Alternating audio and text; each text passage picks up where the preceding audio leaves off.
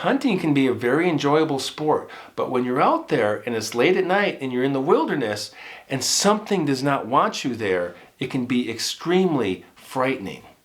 This is what happened to two hunters in the San Juan National Forest in 2007. This is their story. That's next.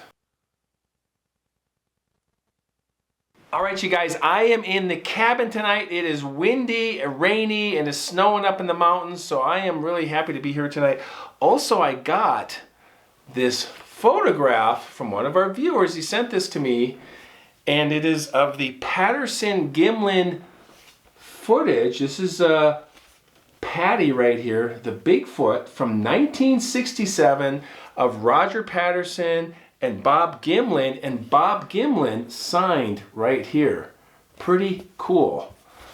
So just wanted to show you that. Also for tonight's beer we have Mirror Pond Pale Ale, and that, there it is, Mirror Pond Pale Ale. That is from the Deschutes Brewery out of Bend, Oregon. And Jeanette and I went up to Bend, Oregon this summer. We had a really nice time. All right, here we go. Oh, I'm just going right into the cup here. I'm taking it out of the bottle.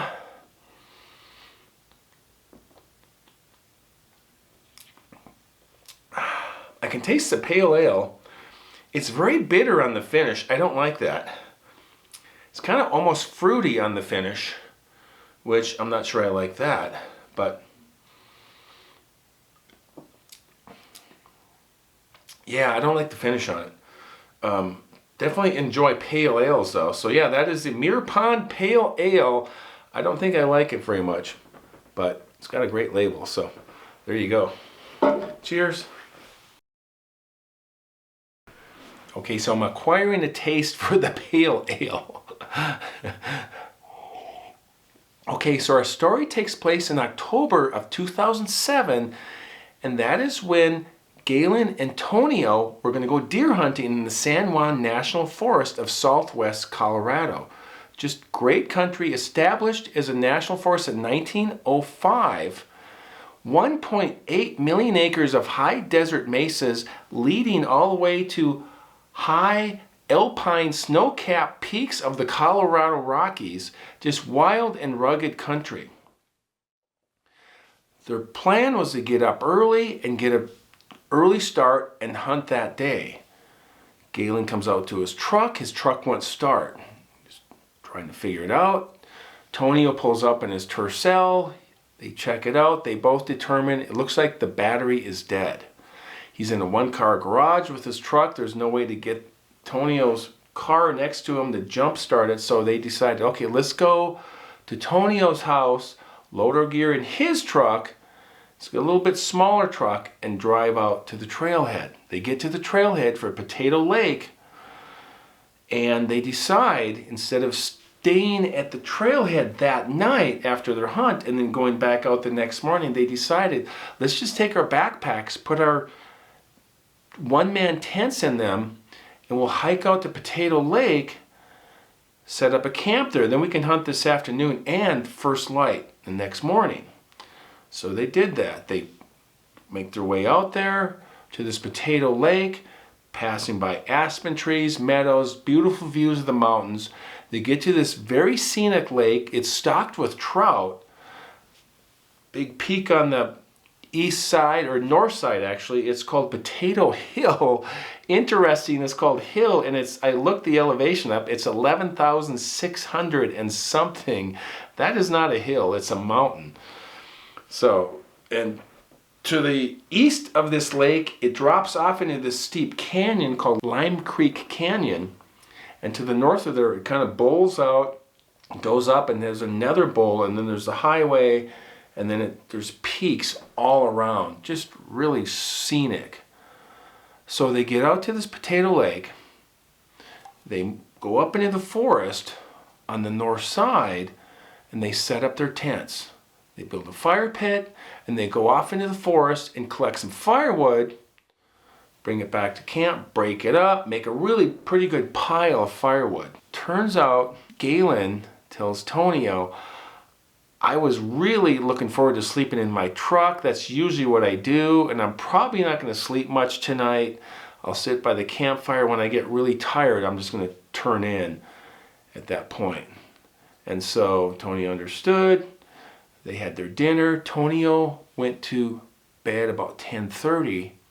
Galen is sitting by the campfire. He's got his rifle next to him on the log that he's sitting on. He's relaxing. He's reading his book. It's about 1 a.m.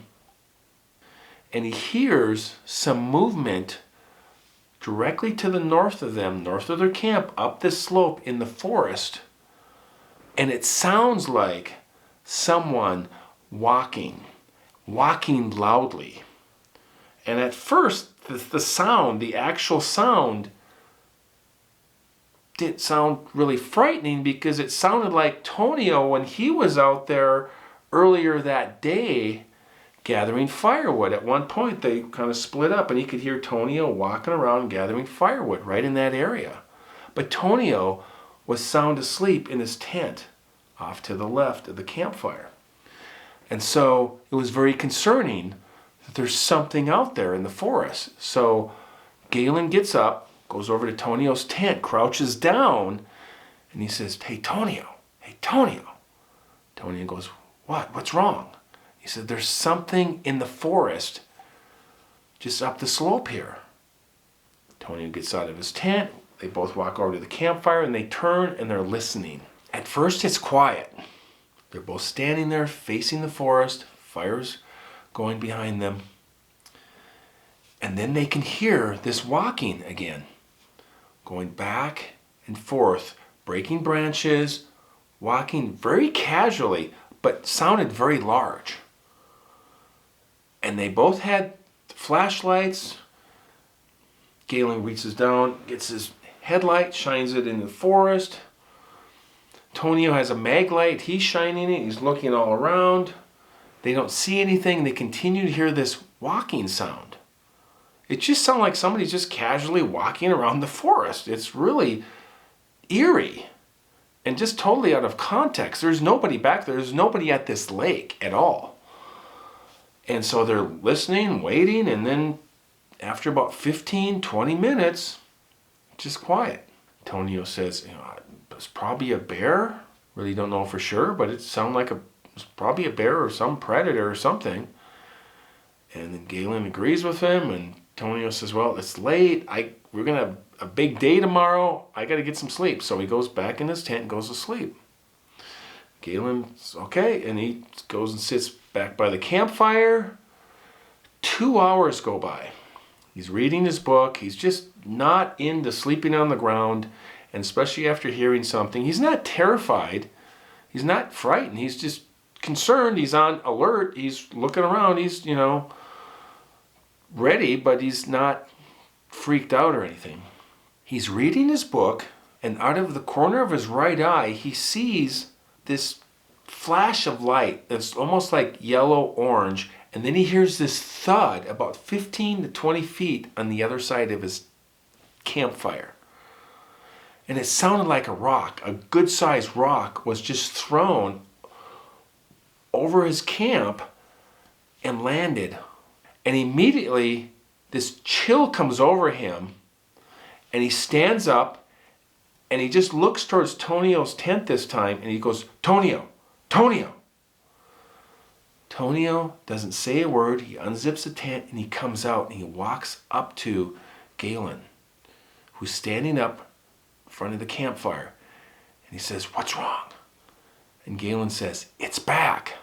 Looked over to the north of their camp, and this is where it slopes up, and it slopes up to this potato peak.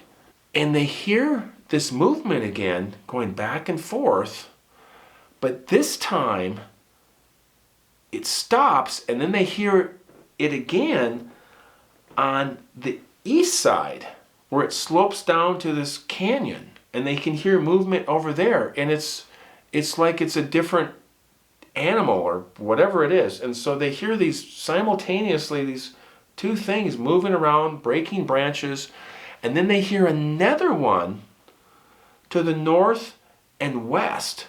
down by the lake, kind of in the forest there, they can hear more movement there. So they're like surrounded. And then they hear this deep, low grunting from the north of them.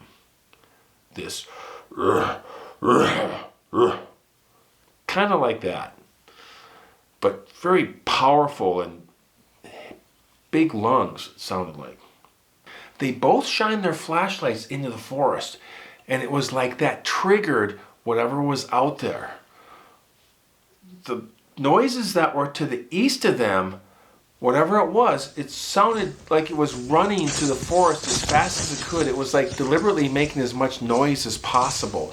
And whatever was to the north of them, it started grunting more, and then the sounds turned into this indiscernible gibberish.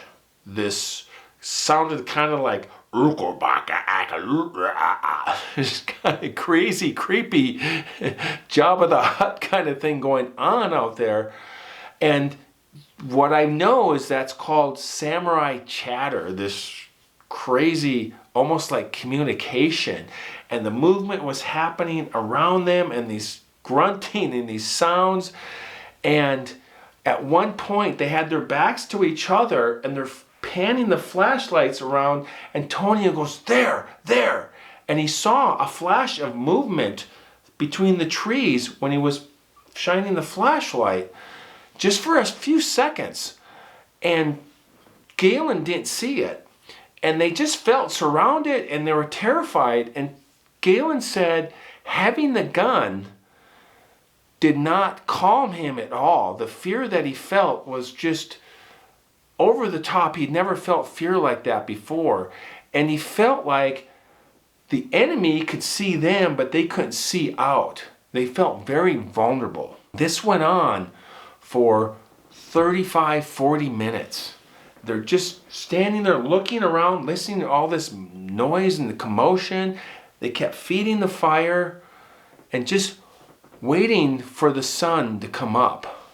It was like it just went quiet. Whatever was there, whatever was out there in the forest, they didn't hear it leave. Galen said it was like a phantom that came and disappeared, and in between, it was there to torment them. Morning couldn't come soon enough. They kept feeding the fire, looking around, waiting. It appeared to be gone, but that happened before, and they weren't. Finally, they saw to the east the earliest light of the morning sun coming up, and they were starting to feel some relief, like there's hope, we're going to get through this. As soon as there was enough light, they broke camp, got the tents down, sleeping bags put in their pack, and they left. They're heading back on the trail, heading to the truck, and they both said they were done. They wanted to go home. They're going down this trail, thick aspens on either side, and pine forest, and thick brush. It was morning light, 7:15 in the morning or so, and they heard up ahead, about 30, 40 feet in front of them, some movement coming down the slope, heading for the trail. They paused and waited, and they saw 4, maybe 5 deer come out of the brush, cross the trail, and continue to run on the left side into the brush, and they disappeared, heading down the slope, heading for the canyon. Within 3 or 4 seconds, 2 more deer came out of the brush, crossed the trail in front of them, and were heading down in the same direction the other deer had gone. Before they could say anything, 4 or 5 seconds later, they heard up this hill, this slope, this loud pounding sound, this thump, thump, thump coming through the forest, very loud, this stomping sound. And then they saw coming out of the trees above the brush this large, upright, hairy Sasquatch, long arms swinging, and it crossed the path in front of them. And they could see these large strides as it continued into the brush on the other side and disappeared into the trees. They could hear it going down the slope. It was chasing the deer. They looked at each other, they looked around, they paused and waited just for a moment and listened. Then they looked at each other without saying a word, and then they both started running down the trail. They quickly looked down where this thing had crossed the path in front of them. They didn't see any tracks. It had these really long strides. And as they were running, they could still hear down this slope some movement. They continued all the way to the trailhead, got to the truck, put their gear in the back of the pickup truck, jumped in the cab, and they started to talk about this. They were relieved they got back in one piece. They both agreed they most likely were seen as a threat to the deer, and that is why they were not welcomed. They also felt these creatures the night before had the upper hand on them, and they chose not to hurt them, but they did intimidate, harass, and frighten them. Galen said he hasn't told many people about his encounter, just a few people that are close to him. And that is our story from Colorado, southwest Colorado, the San Juan Mountains. Pretty amazing country out there. Pretty wild story. Thank you for watching. I appreciate it. Appreciate the comments as always. And we will see you on the next one. And as always, thanks for watching. Keep hiking.